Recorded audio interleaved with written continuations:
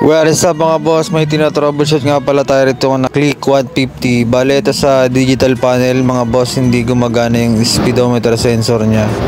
Bale, kahit i-rev na natin, hindi talaga siya gumagana. Tapos may check engine pa siyang lumalabas sa panel.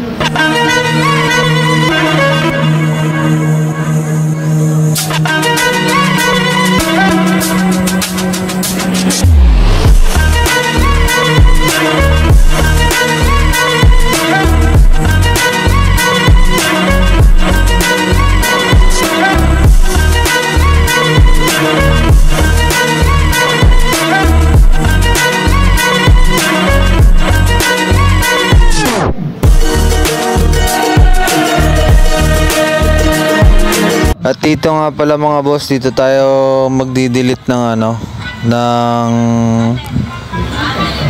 check engine dito sa may battery connection niya, sa may kulay red na socket. Bali, hanapin nyo lang dyan yung kulay green at saka brown. Bali, yan lang ang tutusukin nyo. Tapos itutusukin nyo siya, tapos on ang susi, tapos ibabalik nyo rin within 2 seconds, ibabalik nyo ulit yung socket. Ganun lang ang procedure para ma-delete nyo yung sa may panel. Bale, green at brown lang yung tutusukin nyo dyan mga boss. Sensya na mga boss, kasi yung nahirapan kasi yung yung mahawak ng camera. Mahirap kasi pag walang nag-ahawak ng camera, hindi talaga natin maayos yung yung tutorial natin mga boss. At ito na nga mga boss, bali ito ang nangyari sa ginagawa natin. Bali tinanggal natin yung yung airbox dyan. Tapos yung sa may upuan, tatanggalin nyo yan para makita nyo tong socket na to. Ito nga nakita natin dito, naipit yung socket ng sensor ng speedometer. So sa katagalan talaga, bale rumurupok to parang naiipit siya ng airbox. Kaya kung sakaling magka-problema, so dapat ma-double check nyo rin at malinisan nyo yung motor. Kasi dyan sumisiksik yung mga putik tsaka mga tubig, kaya yung harness sa katagalan nabubukbok na rin.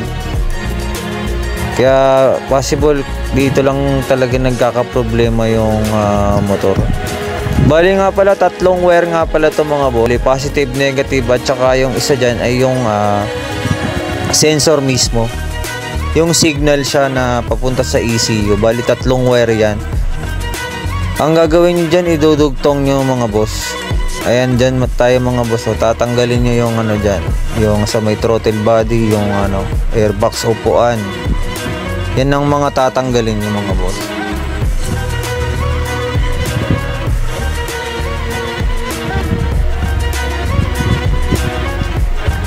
Medyo mahirap lang to kasi makipot yung pestuhan natin. Medyo matagal gawin to.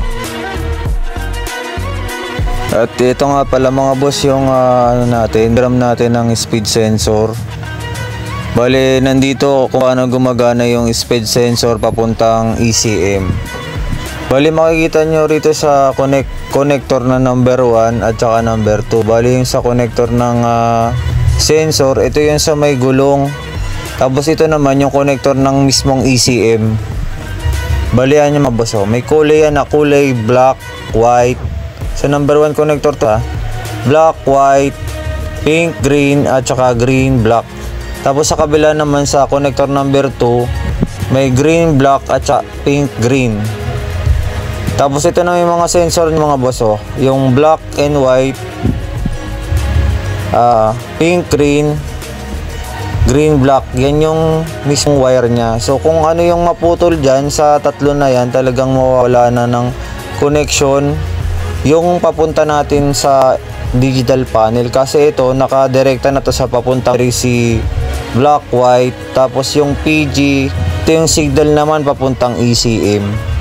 Tapos yung green, black naman, ito yung ground ng socket ng wire papuntang ECM. Bali, ayan lang mga boss.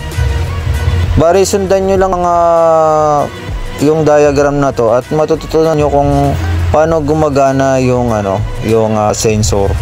Yun lang naman yan, mga 3 wire lang yan, papulang ECM yan. Itong pink nga pala na to, ito yung makikita nyo dyan, yung may mga slash na yan, mga guhit-guhit na madalang na yan, yan yung signal. So pwede nyo i-trace yan kung putol yan dito kayo sa kabilang socket, sa socket 1 at socket 2, pwede kayong mag ng continuity. Pag buo yung continuity nyan, tapos may black, yung black white, merong positive na lumabas at yung green black na lumalabas, possible sira yung mismong sensor. Ganun lang yung kadali mga boss. So kailangan siya talaga yung connection ng wiring bago kayo magpalit ng pyesa. Ganun lang yung mga boss, step by step, napakadali lang. Kung marunong kang magbasa ng diagram, napakadali lang gagawin ng motor na yan.